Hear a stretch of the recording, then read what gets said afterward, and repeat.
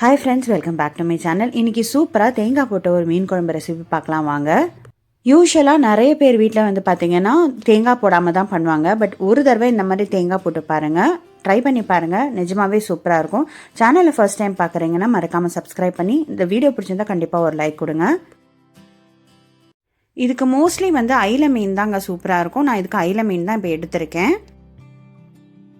ஒரு கடாயில் 2 table spoon எண்ணெய் விட்டுக்கோங்க. எண்ணெய் விட்டதும் ஒரு அரை டீஸ்பூன் ஜீரகம் போட்டுக்கிறேன். இந்த மீன் குழம்புக்கு முதல்ல நம்ம ஒரு மசாலா ரெடி பண்ணுறோம். இதுக்கு ஒரு 4 டேபிள் ஸ்பூன் அளவுக்கு நான் வந்து துருவின தேங்காய் எடுத்திருக்கேன்.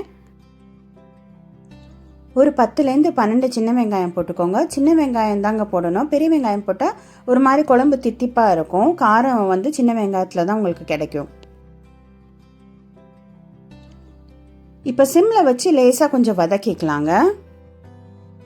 ரொம்ப வதக்கக்கூடாது, சும்மா அந்த லேசான சூட்லேயே ஒரு 2 நிமிஷம் வதக்கினா போகிறோம்.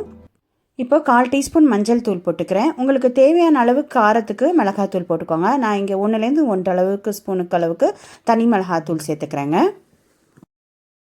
1 ஸ்பூன் அளவுக்கு தனியாத்தூள் சேர்த்துக்கிறேன். என்கிட்ட நான் தனித்தனியாக தான் அரைச்சி வச்சுருக்கேன். உங்களுக்கு தேவைன்னா வீட்டில் சேர்த்து வச்சுருக்கிற அந்த குழம்பு மிளகாத்தூள் கூட சேர்த்துக்கலாம். இது எல்லாமே சூடு பொறுக்கிற அளவுக்கு வதக்கிட்டு அடுப்பை ஆஃப் பண்ணிடுங்க. அடுப்பை ஆஃப் பண்ணிவிட்டு அப்படியே ஒரு 2 நிமிஷம் இருக்கட்டும். அதுக்கப்புறம் நீங்கள் அது வந்து நம்ம மையா பேஸ்ட் மாதிரி அரைச்சி எடுத்துக்க போகிறோம். நிறைய பேர் வீட்டில் வந்து குழம்பு அதுக்கப்புறம் முடிஞ்சதுக்கப்புறம் தான் தேங்காய் போட்டு அரைச்சி ஊற்றுவாங்க. பட் இந்த மாதிரி ஒரு ட்ரை பண்ணுங்கள், இதுதான் கொஞ்சம் டிஃப்ரெண்ட்டாக இருக்கும். இப்போ ஒரு கடாயில் ஒரு 2லேருந்து 3 டேபிள் ஸ்பூன் எண்ணெய் ஊற்றிக்கிறேன். எண்ணெய் சூடானதும் தாளிப்பு சேர்த்துக்கலாம். 1/4 ஸ்பூன் கடுகு, 1/4 ஸ்பூன் ஜீரகம், 1/4 ஸ்பூன் வெந்தயம் சேர்த்துக்கிறேன். உங்ககிட்ட அந்த தாளிக்கிற வடாமல் இருந்தால் அதை போட்டுக்கோங்க. தாளிக்கும் போது கொஞ்சம் கருவேப்பிலை போட்டுக்கோங்க, நல்ல வாசமாக இருக்கும் அது எண்ணெயில். ஒரு 4லேருந்து 5 பல்லு பூண்டு உங்களுக்கு வந்துட்டு நல்லா பொடிசாக நறுக்கி போட்டுக்கோங்க. ஒரு லேசாக ஒரு 1/2 இன்ச்சு இஞ்சி வந்து நல்லா பொடிசாக நறுக்கி போட்டுக்கோங்க. இதுக்கு ஒரு மீடியம் சைஸ் வெங்காயம் நான் போட்டுக்கிறேங்க. பெரிய வெங்காயமே நான் யூஸ் பண்ணியிருக்கேன்.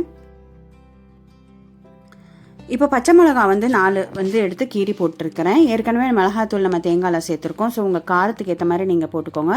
இப்போ தக்காளி, சின்ன சைஸ் தக்காளி வந்து ஒரு 2 சேர்த்துருக்கிறேன். தக்காளியோட சைஸ் வந்து ரொம்ப பெருசாக இருக்க தேவையில்லை, ஏன்னா ரொம்ப புளிப்பாயிடுச்சுன்னு நம்ம தேங்காய் வேற போட்டிருக்கோம். இதில் புளியும் சேர்க்க போகிறோம் நம்ம. இது நல்லா வதங்கணுங்க. வதங்கி நல்லா மைய ஆனதுக்கப்புறம் இப்போ நம்ம அரைச்சி வச்சுருக்கோம் இல்லையா, அந்த விழுதை நம்ம இதில் சேர்த்துக்க போகிறோம். இப்போ அரைச்சி வச்சு விழுத சேர்த்ததோட கையோட நம்ம வந்து சின்ன நெல்லிக்காய் அளவுக்கு புளிங்க, ரொம்ப புளி சேர்க்கக்கூடாது இதில், ஏன்னா தேங்காவோட டேஸ்ட்டு ரொம்பவே மாறிடும். சின்ன சைஸ் நெல்லிக்காய் அளவு புளி நம்ம சேர்க்குறோம். இதில் மாங்காவும் நம்ம சேர்க்க போகிறோம். மாங்காய் சீசன்ன்றதுனால நல்லாவே இருக்கும் இந்த குழம்பு. இன்றைக்கி மத்தியானம் பண்ணிங்க, நைட்டு சாப்பிடும்போது நல்லா அதோட டேஸ்ட்டெல்லாம் இறங்கி, மீனோட டேஸ்ட்லாம் இறங்கி ரொம்ப சூப்பராக இருக்கும்.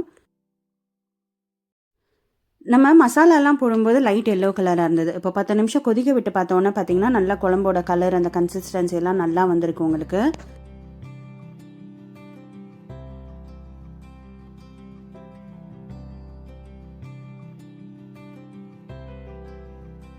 இதுக்கு நான் ஏற்கனவே சொன்ன மாதிரி ஐல மீன், மெக்காரல் சொல்லுவோம் இங்கிலீஷில். ஐல மீன் வேறு வேறு ஊரில் என்ன பேர் சொல்லுவாங்க தெரியல. அந்த மீனை தான் நான் இதில் சேர்த்துக்கிறேன். இது சின்ன மீனாக தான் நீங்கள் அப்படியே போட்டுக்கலாம். இது எனக்கு பெரிய மீன் 3 துண்டு கிடச்சிது. அதனால மிச்சதெல்லாம் நான் வறுக்கிறதுக்கு வச்சுக்கிட்டு இந்த நடு வயிற்று பகுதியை மட்டும் நான் வந்து இந்த குழம்புக்கு போட்டுக்கிறேன். இந்த குழம்பு கொஞ்சம் ஃப்ரிட்ஜில் வச்சு மறுநாள் வந்து பழைய சாதத்துக்கு வச்சு சாப்பிட்டு பாருங்கள். நார்மலாக வச்சு புளிக்குழம்பு, மீன் குழம்பை விட இது ரொம்பவே சூப்பராக இருக்கும். அதே மாதிரி மத்தியானம் வச்சுட்டு நீங்கள் நைட்டு வந்து இட்லி சுட்டு சாப்பிட்டு பாருங்கள். எவ்வளோ இட்லி உள்ளே போகுதுன்னே தெரியாது. நம்ம லாஸ்ட்டாக நம்ம ட்ரெடிஷன் படி நம்ம கொத்தமல்லி, கருவேப்பிலை எல்லாம் சேர்த்துப்போம். மீன் சேர்த்துட்டு ஒரு 10 நிமிஷம் தாங்க சிம்மில் வச்சு ஆஃப் பண்ணிடணும். யம்மியான சூப்பர் மீன் குழம்பு ரெடி. ட்ரை பண்ணி பார்த்துட்டு எப்படி இருந்ததுன்னு கமெண்ட்டில் சொல்லுங்கள். வீடியோ பிடிச்சிருந்தா கண்டிப்பாக சேனல் சப்ஸ்கிரைப் பண்ணி ஒரு லைக் போடுங்க. தேங்க்யூ.